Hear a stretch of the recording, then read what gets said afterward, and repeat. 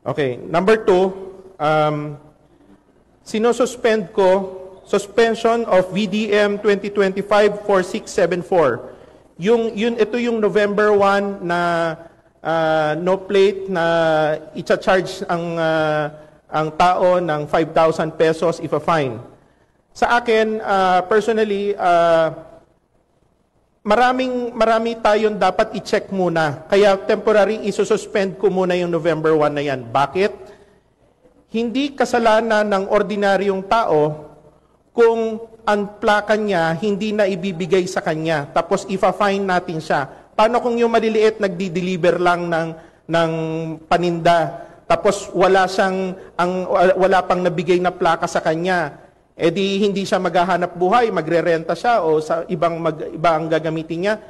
Pahirap yon. So kailangan tinitingnan muna natin kasi maraming factors na pwedeng nakaakibat dyan. Ano yung mga factors? Una, baka sa dealer ang may problema. Pangalawa, baka dito na mismo sa LTO. Kaya titingnan natin, hindi yung agad-agad natin i-impose yan para pahirapan natin ang taong bayan.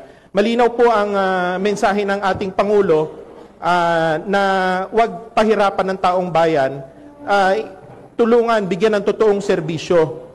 Kaya sinususpend ko muna yan.